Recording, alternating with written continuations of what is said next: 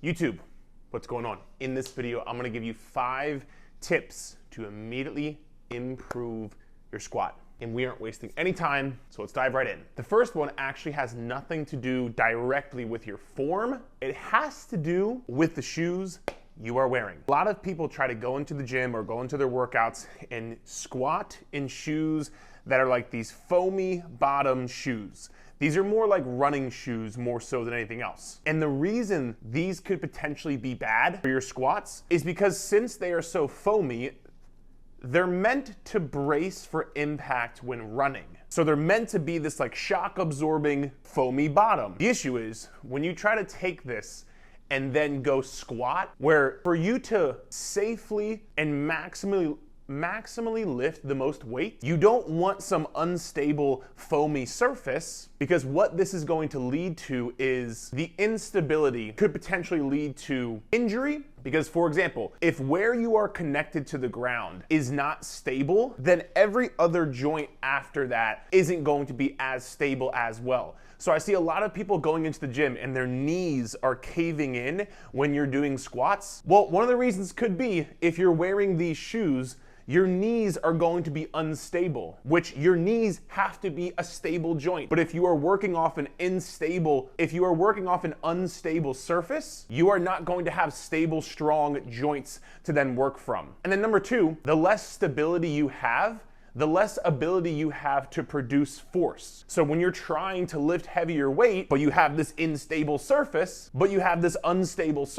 you are inherently going to lift less weight because you don't have the stability. So as opposed to running shoes like these, get some flat surface shoes like these that don't have this foamy kind of soft bottom to it. So look at the difference here. Notice how this shoe has a flat, solid surface. This shoe is very bendy and flexible. This shoe is not very bendy and flexible. You want flat surface shoes like these right here. These are called Nobles. I have nothing to do with this company. My assistant coach got me a pair for Christmas one year and I still have them. I think it was like almost a year and a half ago, 2 years ago now. I still have them. I love them. They're great. But I know Nike makes some, Adidas makes some, Converse, whatever, just any flat surface shoe that is going to give you this strong, stable surface to then be able to work from when you are doing your squats. Because again, you will have more stability, which will lead to decreased risk of injury. It will lead to better form because you actually have more stability. So many people are like, oh my God, my form sucks. But again, they're wearing shoes like this and their knees are all over the place and their ankles feel very unstable.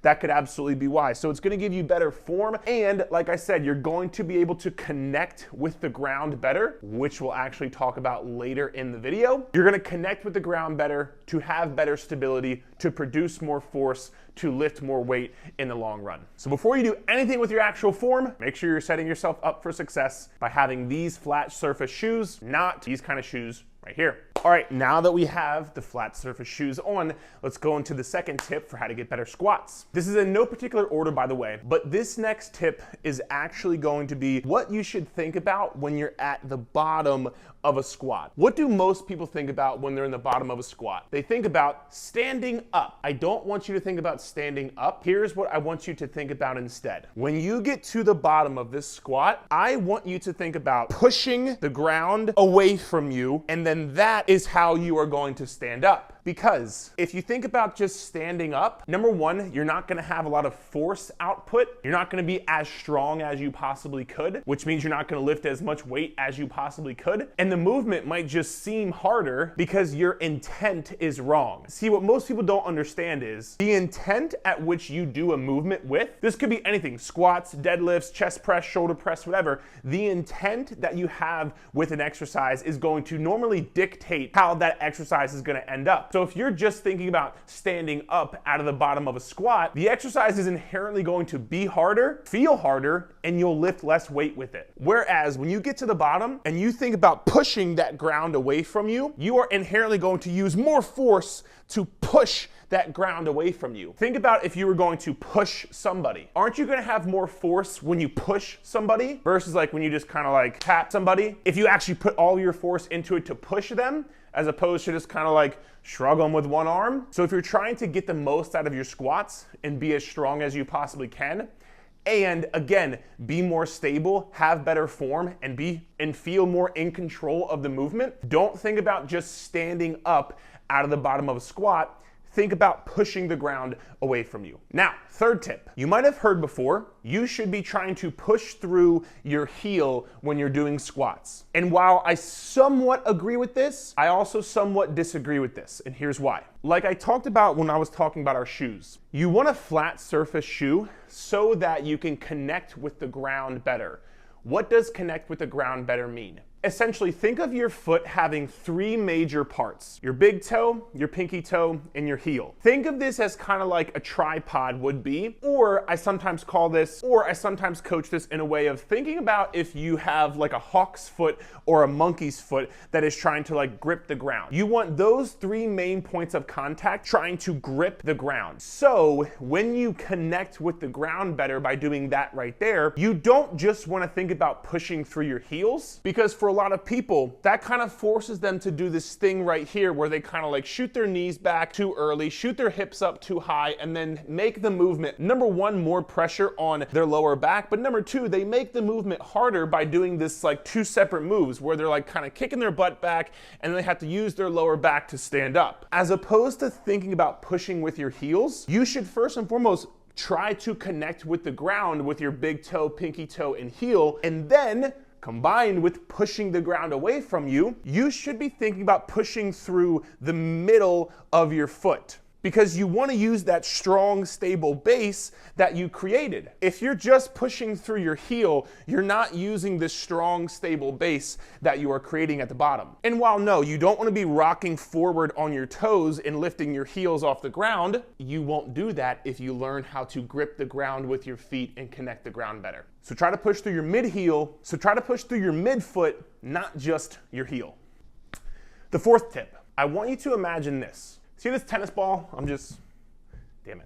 Take two. See this tennis ball I'm just throwing around right here? When you are going into your squats, I want you to think about taking this tennis ball, putting it between your armpit, and then trying to squeeze the air out of this tennis ball. Because what this is going to do is activate and brace your lat muscles right here. Your lat muscles are your big back muscles right here that help keep your spine in place, because they run across both sides of your body and they help keep your spine where it should be. So most people don't think about bracing their lats when they go down into a squat, and it looks something like this right here. They'll either round their upper back, or once they get down to the bottom, they'll kind of do this thing where they round their back on the way up. So to avoid all that, think about getting a tennis ball, putting it between your armpit, trying to squeeze the air out of that tennis ball. You're gonna see I create space between my ear and my shoulder.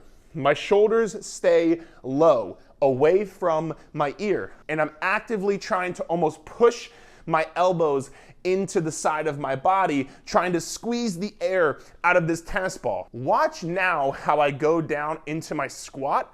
Notice how I'm in a much more stable, strong position, as opposed to if I let this ball drop, you are going to see my upper back starts to round and my whole back starts to round. As opposed to, if I put this back in and I gotta try to squeeze it, now there is no way my back can round because I'm so tight, I'm so braced, and I'm just so strong. And I want you to be strong too. So make sure you think about that when you're going down into your squats, all right? And the last one, number 5, the one that people have been taught their entire lives, stop trying to keep your chest so upright as you go down into your squat. You can already probably see, look at my lower back right here. When I'm trying to keep my chest up as high as I can, automatically I am going to arch my lower back. When people tell me, oh, my lower back hurts, and I watch their form, which by the way, you can send me your form videos so I can look over them. I have an entire series on my YouTube channel about this. But when I look at people's form and they're trying to keep their chest up and arching their back, well, that's why your back hurts. What we want to do instead is simply think about somebody is karate chopping your hips back ever so slightly. If there was like a chair behind you, ever so slightly try to tap that chair. You saw how the chair moved when I hit it with my butt? Because ever so slightly tap it back bam, the chair is gonna move a little bit. Have it a couple of inches away from your butt. And what you're gonna do is just karate chop the hips back. Once you hit it, that chair is gonna move, and then you can go down into your squat. You can have, and you should have, a little bit of a lean forward as you go down into your squat. If you try to stay so upright, your spine is not going to stay neutral. Now, I need to be clear. I know some of you out there who are going to watch this.